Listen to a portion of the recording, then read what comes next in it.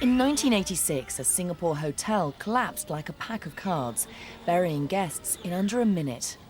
Why did the building suddenly give way? You're seconds from disaster. Singapore.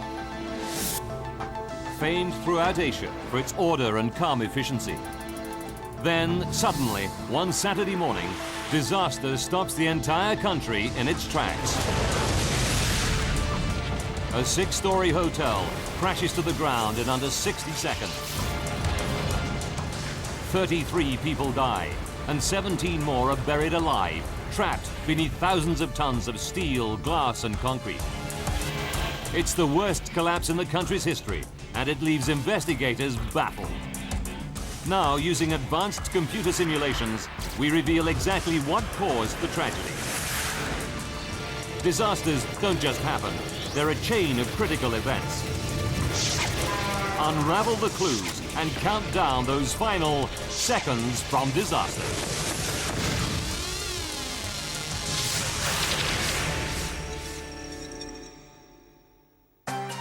Asia. Singapore. Over 4 million people live crammed in a country the size of New York City. It's a dynamic, vibrant place that attracts people from all over the region and beyond, striving to make a better life for themselves in this English-speaking island of opportunity. Downtown, tower blocks soar into the sky as architects struggle to maximize the limited space. Much of it land reclaimed from swamp and sea. Even below ground, the city is teeming with activity as Singapore expands at breathtaking pace. Giant tunnels are bored by teams of engineers from all over the world, working on a new subway system that will connect the high-rise area with older and less prosperous districts like this one, Little India. 6 kilometers from downtown, this area is home to the manual laborers who support the booming economy. Here on Owen Road stands the Hotel New World, built in 1971. The building is unremarkable. 36 reinforced concrete columns supporting 6 concrete floors. There's a car park in the basement. The local branch of a bank takes up the ground floor. Above that is a popular nightclub. And a budget hotel occupies the rest of the building. As is usual in this hot climate, air conditioning units and water tanks are installed on the roof. At over 24 meters, it's small by Singapore standards, but one of the tallest buildings in Little India. The building has led an untroubled life, apart from one serious incident. In 1975, when a gas leak poisoned 35 people. Everybody made a full recovery, and the building was given a clean bill of health. March 14th, 1986, 11 years later.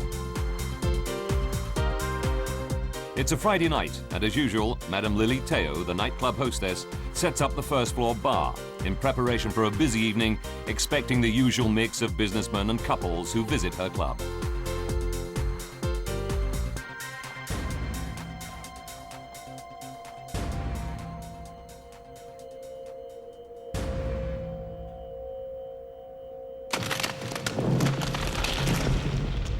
She's startled to see that a column on the dance floor has cracked. The time is 7 p.m. She decides to inform the building's owner. Shortly afterwards, with the nightclub now open, a couple of workmen start repairing the damage. No one pays much attention to them. By 9:15 p.m., the club is in full swing. In the staff dressing room, one of the girls checks her makeup.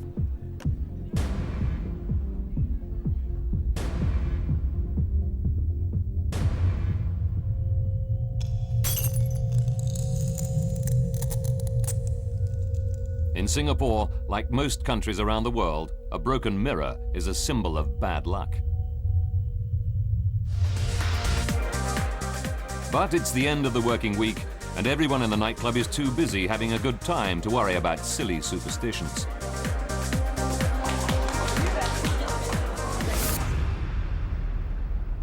The next morning, Saturday, March 15th, 8 a.m.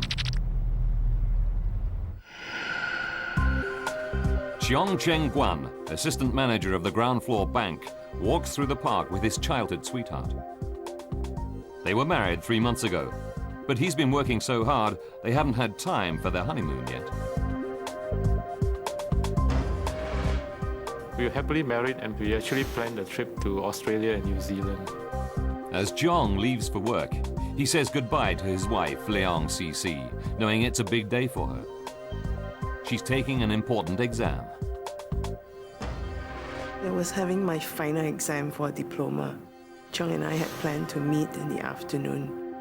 As it's a Saturday, the bank will close at lunchtime, and the couple are planning on spending the rest of the day walking hand in hand through Singapore's busy streets. I was looking forward to Saturday afternoon after work, and then usually we will go out. 17 people work in the bank. It's a close, friendly team. As is common in Singapore, they take great pride in providing their customers with efficient service. 21-year-old Christina Fuhr has been working at the bank for just 3 months. This is my first job in the bank, and I enjoy it very much. Christina has never been up to the nightclub on the floor above, but she's sitting almost directly below the column on the dance floor that cracked the night before.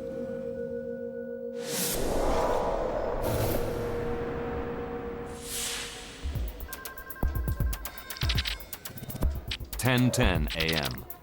A customer comes into the bank. She's out of breath, saying there's a problem in the basement car park. Debris is falling down. The customer told us that the bank is going to collapse. Cheong stays in the bank whilst Christina and a colleague rush down to the basement to investigate.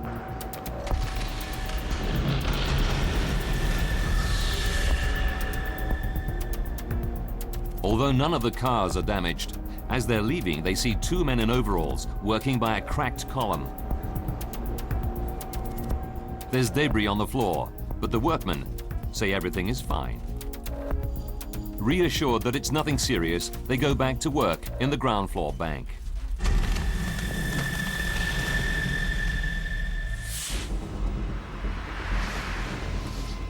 Two floors above, in the hotel reception, staff see cracks and fissures spreading across the wall. But down below, Cheong and Christina are unaware of any further problems.